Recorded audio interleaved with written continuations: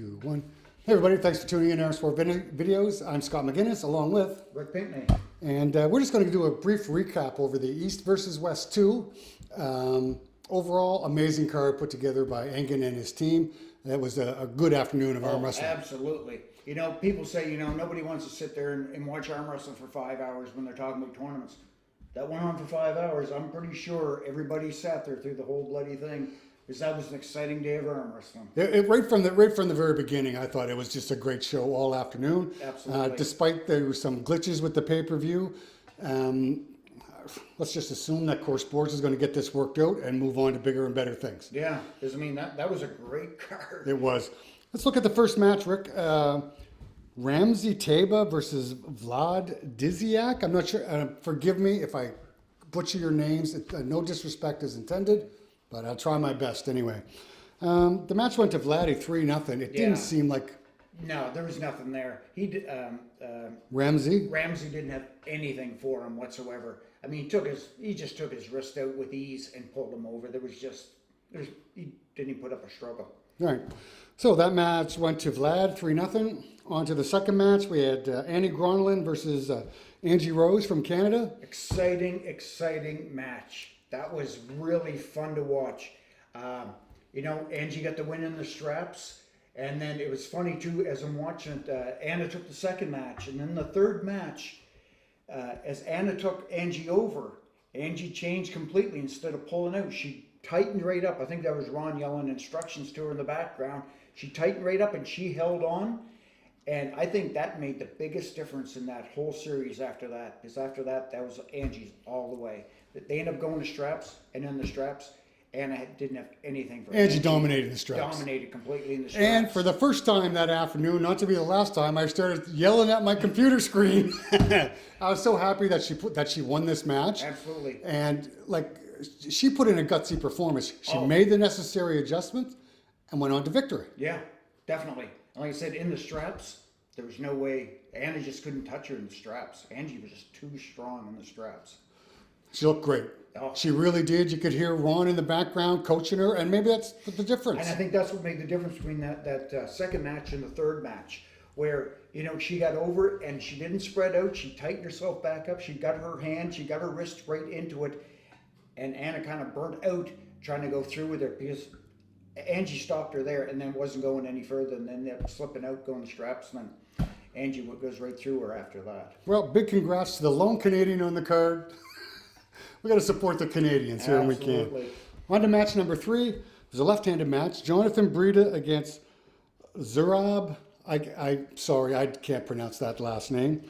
But Jonathan Breda looked like he was just hanging on for the ride. Yeah, he tried to stop. He stopped him, but he was down so low, he just wasn't pulling him back out of that. It appeared to me that he was just looking not only to survive, but just to slow Zurob down. Yes?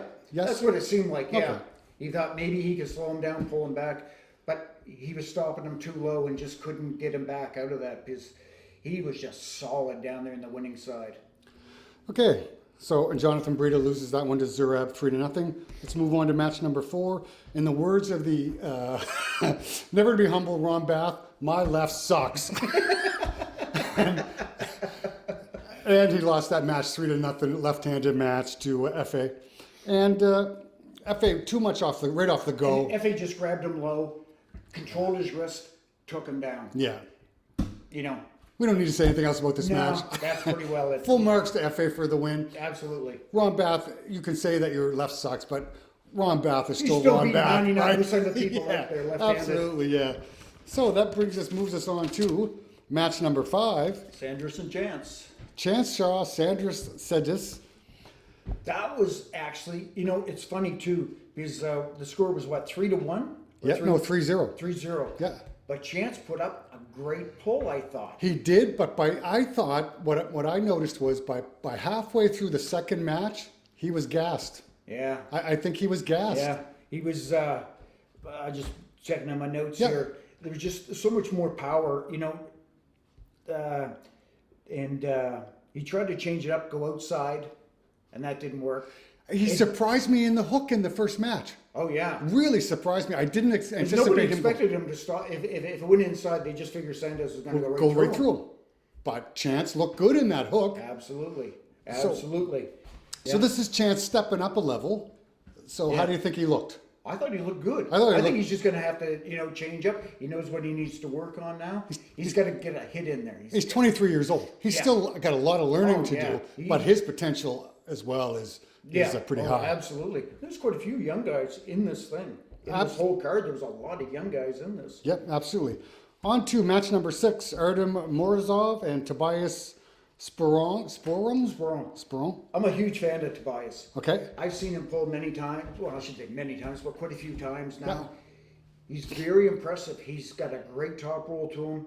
He's still just a young guy. He's early 20s. Oh, God. So, he's all upside there. I think, you give him a few more years and just look out. He's going to be somebody to watch out for in the future. And left-handed match, he got a win in there. Yeah. So, but he just didn't have it.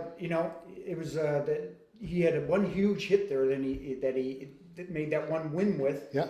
And I kind of froze up. My feed kind of froze up a bit on this. And what I put here.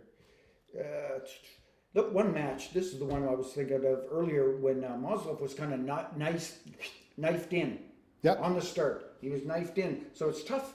If a guy's going to hook, it makes it so much easier if a guy is turned in just that little bit. So now he can take it in, cup him in, take the top roll right away from Tobias. But you know what? That's arm wrestling. Though that is, and good showing by Tobias. Erdem wins it 3-1, but it was a good showing by Tobias, and it was a pretty damn good match. Yeah. On to match number 7, Fiat Isaac and Rebecca. That Russian name is going to kill me, so I can't. Fia and Rebecca. Yeah, you know what? It's kind of funny, too, because the very first hit that Fia made lost her wrist on it. Holy moly, look at this. But Fia adjusted. Fia adjusted. And I think what it is, because she did it one more time, she went for the big hit, lost her wrist so she just took control, and then went over. And that made all the difference in the world. Fia just kind of stood there, knew what she had to do, and made it work for her. My notes say Fia was too strong everywhere. Yeah. But she couldn't make that hit. When she was making that hit, she was losing her wrist. So she just kind of stopped that. And once it went in straps, it's another a case of a person being so much better in the straps. And, straps don't lie. I first got made aware of Fia. Mark Zolaev brought her over to one of his women's events up in Ontario, That was a lot of years ago. That was, and she was pretty badass then. And I find she's only gotten better. Yeah. Oh, yeah. Just always come. All the Swedish girls. Just dynamite. Absolutely. Okay, on to match number 8. This was an exciting match. It really was. It was really great to watch. Oleg and Yusuf. I mean, you look at Yusuf, he looks way bigger than Oleg. Oleg just stops him and holds him and just bleeds him out. Yeah. And especially the one match, he's sitting there like this and he looks over. And somebody must have told him what to do, and he just pulls his elbow back just a hair. And then that was it. It was over. So I made note, match number 1 was a flash pin. Match number 2 was a war. Match number 3 was another hook war. Match number 4 was another hook war. Yeah. Oh, that was a great matchup between those two. And it's funny, too, because the lighter guy was the guy that had the most stamina. Yeah. And I thought it boiled down to stamina. Yeah. Just too much endurance. Yeah, absolutely. Yeah. And you think the heavier guy, because, they're still light guys. I think one guy's 154, the other guy's 165, something like that. So you wouldn't think the stamina would have been that much of a difference between the two of them. But it definitely was. Yep. On to match number 9. Oh, Unbelievable. Ron Bath and Zurob. I got friggin' this much of notes on this one. I wrote crazy war, just crazy. It was just crazy. The funny thing is, on this hookup, see, now Zurob must have been watching the way Effie pulled Ron left-handed, grabbing him low, thinking he's going to control Ron's wrist. That didn't happen. Ron just peeled him out. Ron just kept peeling him out. Ron put on a master's class on how to handle a hooker. And he just kept milking that wrist. And I could not believe Zurob come back and end up winning that. However. Yeah, there's a big however. The big however. Zurob was given that match because that was a terrible elbow foul call. Not the elbow foul, But the fact that they're calling it losing position. Yeah. You've got that many cameras, and this is a great big pay-per-view event. Go to the replay.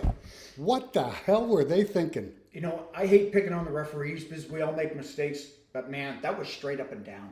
But everybody was questioning. That wasn't even close to being losing position. With everybody questioning, you've got at least 6 cameras on this match. Look at a replay. You're ending that match this way was terrible. It was such a great matchup between these two. It was just a brutal war, everyone going back and forth. And Ron just sitting down there and stretched out like this and just rolling his wrist out every time. Yeah. That's a wrist and a half. I mean, Ron's been doing that I've seen him first time in '98, and I know he's been pulling since before that. You saw him before '98. You saw him in the '80s because he was in Virginia Beach when you and I were both there in '88. Okay. So 10 years before that. That's the first time I met Ron Bath was 1988. So, and I know you were there. So, no, that was definitely the match of the night between those two. That was incredible. Yeah, absolutely incredible war between the two. Full marks to both guys. They put on an amazing show. It's too bad that it gets tainted a little bit by a really bad call. And that was only 5 matches, and it must have went on for. Oh, that was like 20, 25 minutes? I don't know. People were saying it was always 20 minutes, but I thought it was longer than that. Yeah, so do I. I never put a stopwatch on it. So then we go into match number 2. Schoolboy and Herman Stevens. My biggest disappointment of the whole day, no Evan Burgoyne. Right? No, that sucks. I was looking forward to the verbal barrage of Evan. Well, the thing is, the Schoolboy understand him. Yes. Okay. He doesn't speak great English. But he understands. He understands English, though. I've been at a couple of tournaments where they've all been together filming and pulling in that. And I have nothing but respect, and they were all great to deal with. But he understands a little bit more than he lets on. Okay. But you know what? And it's funny, even though this was 3-1, that was a lot closer. It was. You think it was. I mean, that time Herman flashed and I think everybody kind of went, whoa. Yeah. I think because everybody that Herman was a fill-in. He found out, what was it, Monday? Flew out Tuesday for this match. And, you know, props to Herman. And I like Herman because he gets up there, no nonsense, win, lose, draw, whatever, you know. He conducts himself properly. Absolutely, he really does. Absolutely. But, gentleman the whole time. But I did miss the antics of Evan Burgoyne not being there. Oh, yeah. I did miss it. We love you, Evan. It's all good. Now we're back on to, anyway, so Schoolboy beats Herman 3 matches to 1. Yep. Again, referred to during the pay-per-view, the most well-known arm wrestler in the world is Schoolboy. Yeah. Like their channel, the channel that him and his brother are doing is amazing. They got amazing viewership and subscribers. You know what? And I mean, some people don't like it when people get famous for, you know, stuff like this. If you don't like Schoolboy because he's got so many views, you're an idiot. Or you don't like Devin because he's got so many views, you're an idiot. This does nothing but good things for arm wrestling. When people can get out there and go, oh, geez, do you know so-and-so? They don't know anything about arm wrestling. I've heard people come up to me and go, oh, do you know this Devin Larrett? Yeah. They don't know anything about arm wrestling. But they know Devin. They know who Devin is, or they know who Schoolboy is. I'll give you one little quick example. I'm getting a new washer and dryer delivered to my house, and the guy comes and delivers it, and he goes, do you have a pen I can borrow? So we go into my office to get a pen, and he goes, oh my God, do you know Devin Larrett? Yeah. Like, are you kidding me? Yeah. Right? But all good. Anyway, match number 11, Erdem and Yevgeny Prudnick.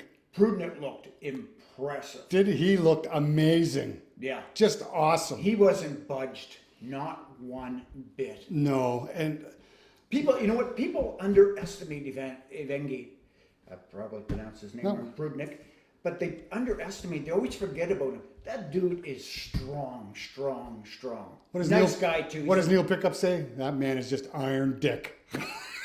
I don't know about that, but he's iron, that's for sure. Right? Yep. And I mean, it's too bad Morizov got hurt during that match. Yeah, after match number 2, I think he. Yeah, he tried to put the big hit on Prudnick, and it didn't go anywhere. Yeah. And if you've ever been in a match and you hit somebody with all your might, and it's like hitting a wall, that hurts big time. Yeah, for sure. And so Prudnick ends up winning it 2-0 because Erdem had to bail out during the 3rd match. He just couldn't go anymore. Too bad that he had to get injured. Yeah.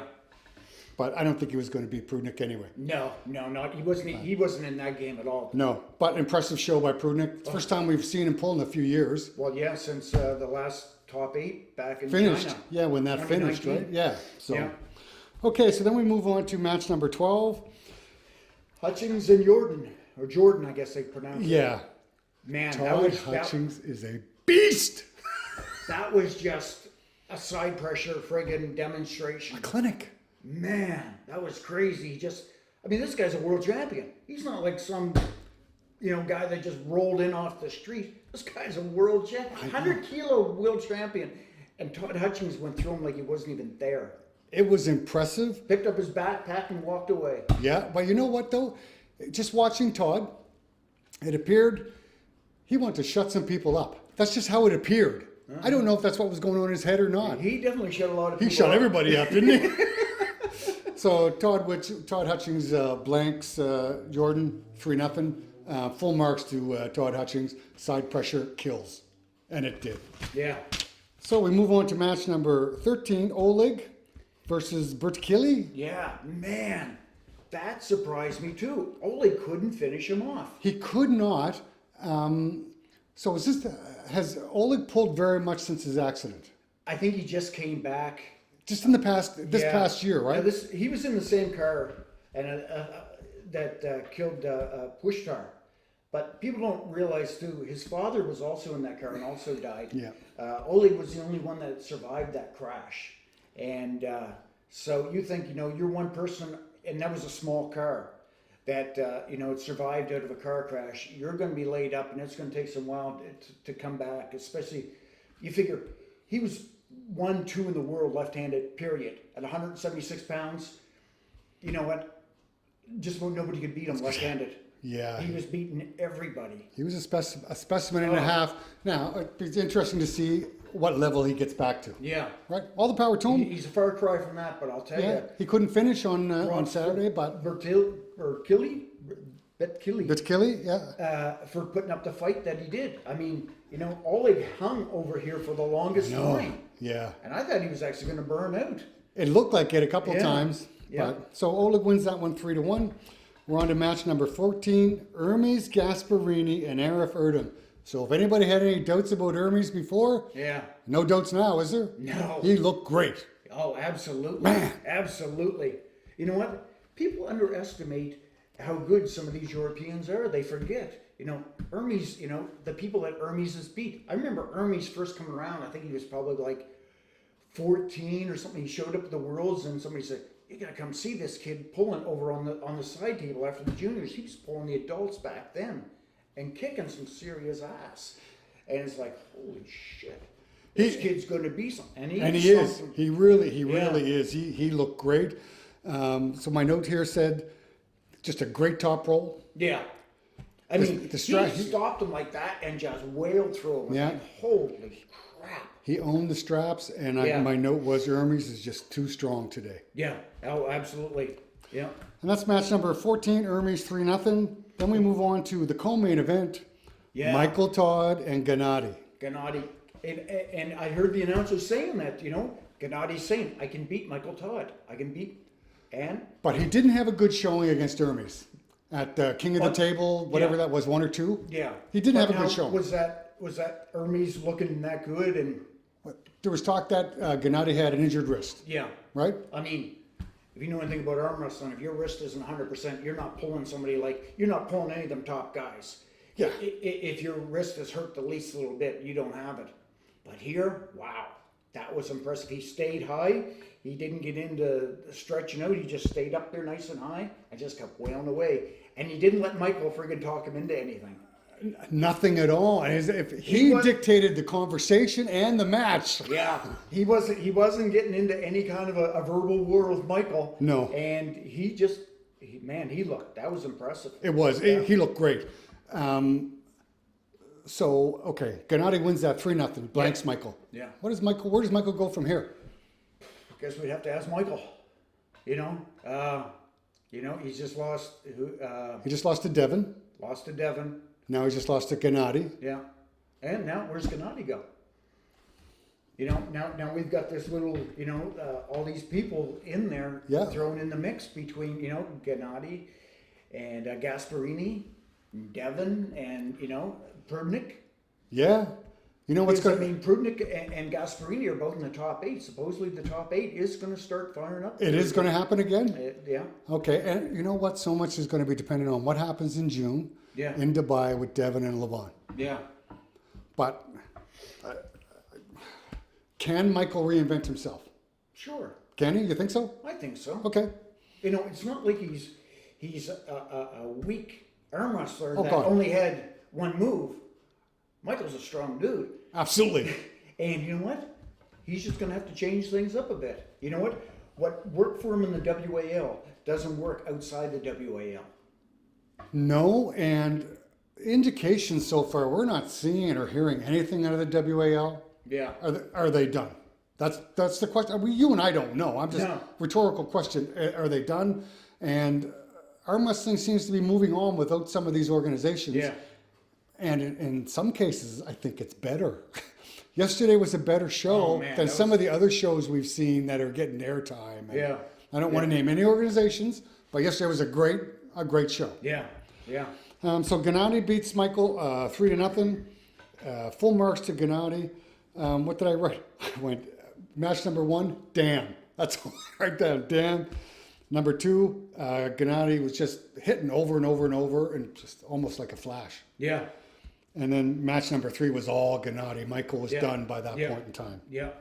And like I said, just Michael's going to have to just, like you said, reinvent himself and figure out how to go back to pulling this way again.